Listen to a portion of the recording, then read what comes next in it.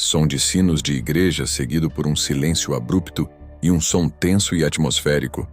Se inscreva nesse canal para não perder nenhum vídeo. Você já ouviu falar de um casamento que, em vez de celebrar o amor, acabou se tornando o estopim para um dos massacres mais brutais da história da Europa? Não, isso não é roteiro de filme de terror. Aconteceu de verdade. E hoje, a gente vai mergulhar nos corredores sombrios da história para entender a noite de São Bartolomeu. Imagina a cena. Paris, agosto de 1572. A cidade está em festa. A princesa católica Margarida de Valois, irmã do rei Carlos IX, vai se casar com o nobre protestante Henrique de Navarra. Esse casamento era para ser o símbolo da paz, o fim de décadas de guerras religiosas sangrentas que dividiam a França entre católicos e protestantes, que na época eram chamados de huguenotes. A elite huguenote veio em peso para Paris confiando na promessa de reconciliação. A atmosfera era de otimismo, sabe? Parecia que finalmente a paz ia reinar. Mas essa esperança era uma ilusão prestes a se despedaçar. Nos bastidores do poder, a tensão era palpável. A rainha-mãe, Catarina de Médici, uma das mulheres mais poderosas e calculistas da história, via a crescente influência dos líderes huguenotes sobre seu filho, o rei, com muita desconfiança, especialmente a influência do almirante Gaspard de Coligny, o principal líder militar dos protestantes. Ela temia que Coligny arrastasse a França para uma guerra contra a poderosa Espanha católica. O medo, a paranoia e a intriga política formaram um coquetel explosivo. 4 dias depois do casamento, a primeira peça do dominó caiu. Uma tentativa de assassinato contra o almirante Coligny. Ele sobreviveu, mas ficou gravemente ferido.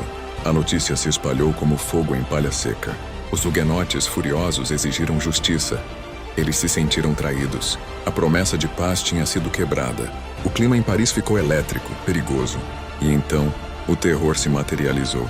Na noite de 23 para 24 de agosto, na véspera do dia de São Bartolomeu, os sinos da igreja de Saint-Germain-l'Auxerrois, perto do Louvre, começaram a tocar. Mas não era um chamado para a missa. Era o sinal combinado. O sinal para o massacre começar. As portas foram arrombadas. Soldados do rei e milícias católicas, com uma fúria selvagem, começaram a caçar e matar os líderes huguenotes que estavam em Paris. O almirante Coligny foi um dos primeiros a morrer.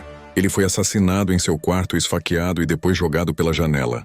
Mas o que começou como uma execução política se transformou em algo muito, muito pior. A violência transbordou para as ruas. Cidadãos comuns, incitados pelo ódio religioso e pela histeria coletiva, se juntaram ao massacre. Vizinho se voltou contra vizinho. Homens, mulheres, crianças, ninguém era poupado. O rio Sena, que corta Paris, ficou vermelho de sangue.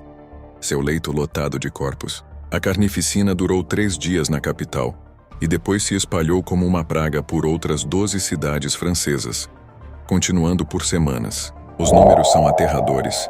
É difícil ter um dado exato. Mas os historiadores estimam que entre 5.000 e 30.000 pessoas foram brutalmente assassinadas. A noite de São Bartolomeu não foi apenas um massacre. Foi um evento que mudou a história. Ela destruiu a liderança protestante na França e traumatizou uma geração inteira. A confiança entre católicos e protestantes foi aniquilada.